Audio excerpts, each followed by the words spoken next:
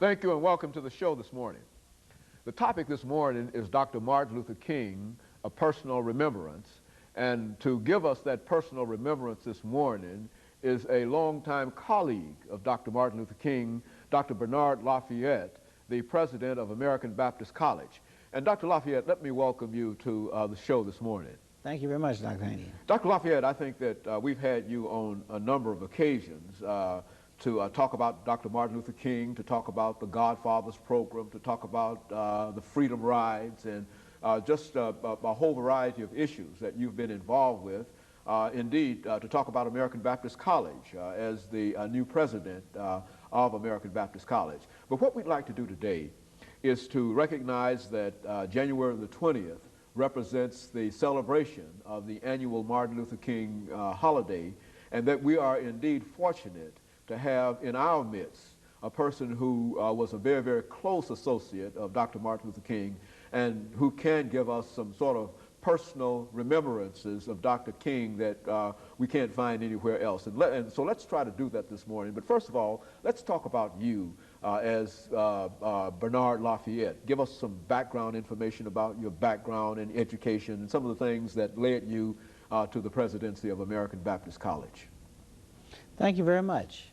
Well, it was a long journey, and I must say it started off in Tampa, Florida. I'm a native of Tampa, and when I decided to go to college, I was already interested in being a religious leader. I had no idea I was going to be into the formal clergy, but I had this inclination that I wanted to be of some service in the church, and as a result of my inclination, I chose American Baptist College as a student back in 1958. I was in Nashville where I actually started my involvement in the movement on a formal level of working with the students here at Tennessee State and at Fisk University and Meharry, and actually Peabody and Scarrett had students, and also from Vanderbilt, involved in the sit-in movement. And I met Martin Luther King here in Nashville at Fisk University gym, where he came and gave support to our movement.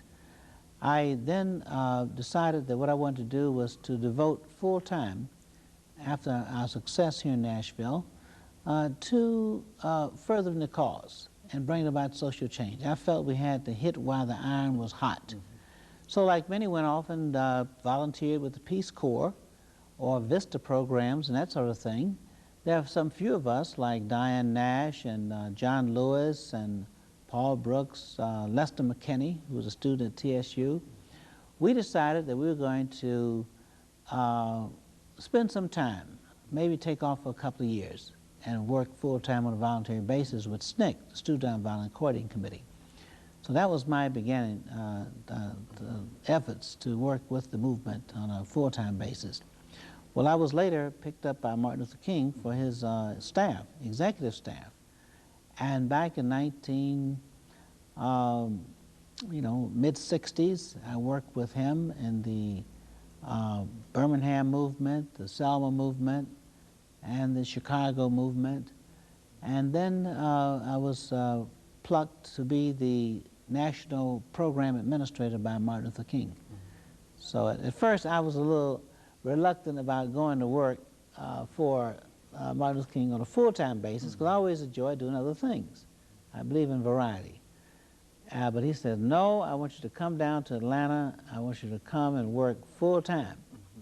I said, well, you know, I'm always going to support you. He said, no, I want you to come and join the staff. It sounds as if Dr. King was a man who was insistent. Oh, yes. Talk about that aspect. Well, it's a little personal story. And it turns out okay. But Dr. King had told me to come to Atlanta. I said, well, it would be helpful if I had a letter, some kind of description of what you wanted me to do, a title, and also maybe what the salary was, you know, things like that. You know, like, so I could make sure I could pay. Livelihood kind of thing. Right, so I could know how much groceries I got to buy or whatever. But he said, okay, if you need a letter, I'll send one to you. Well, some time passed. I think it was like in September, the letter was going to come, and it never came. Mm-hmm.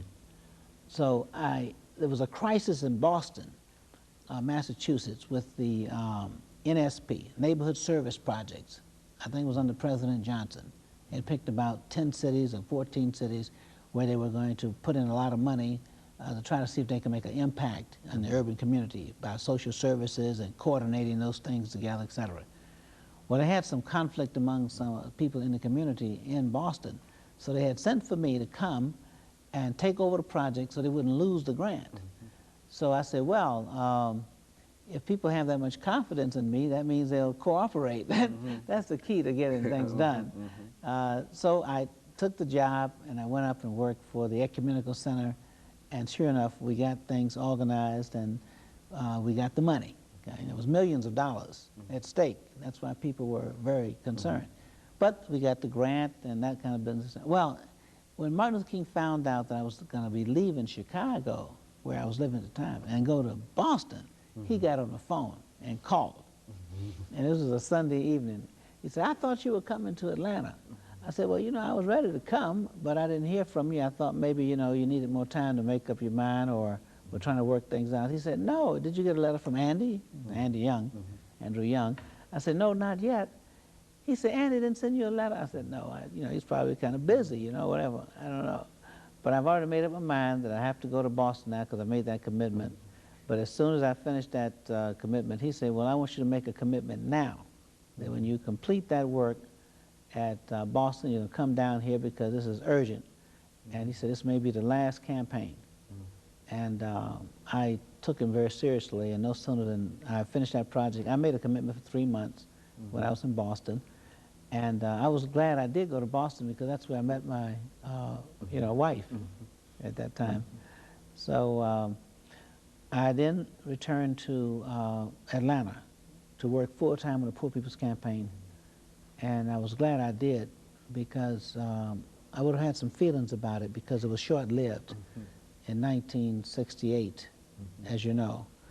So I worked from him full-time on the Poor People's Campaign with Martin Luther King from January to April. It was a short period of time on a full-time basis. But I had been working as a consultant in Rochester, New York, when the gangs had a riot there, in Chicago, you know, worked together. I mainly served as a strategist, sort of a forerunner. Like in Selma, Alabama, I was the first staff person to go in there to lay the groundwork. That was kind of the job that I had in the movement. Get a lay of the land, get people together and organizing them so they could work together, people who were at odds with each other, try to settle their differences and that kind of business, etc.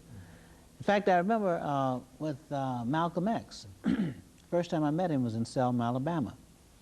Malcolm X had come down to give a speech at Tuskegee Institute, this university now. And since he was in the area, he decided to come to Selma, Alabama. And there was a lot of flurry, and people got all upset, excited. They said, we don't want him coming down here, you know, he's going to start a riot or, you know. I said, no. Now, at this time, Martin Luther King was in jail. Malcolm X met with the group and to say that, you know, he's a sensible guy.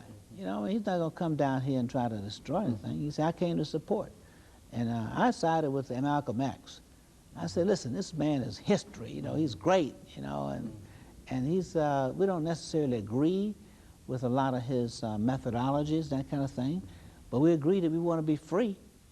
So we might not agree on the method, but we agree on the goal, and he would be respectful of our approach to this problem. And sure enough, he made a very brilliant speech in Selma, Alabama. But one of the things that struck me, which I will never forget, he said that you better listen to Martin Luther King. Otherwise, you're going to have to listen to me. Okay, and we're going to talk about that when we come back after we take our first commercial break. And we'll be back with you following this commercial break.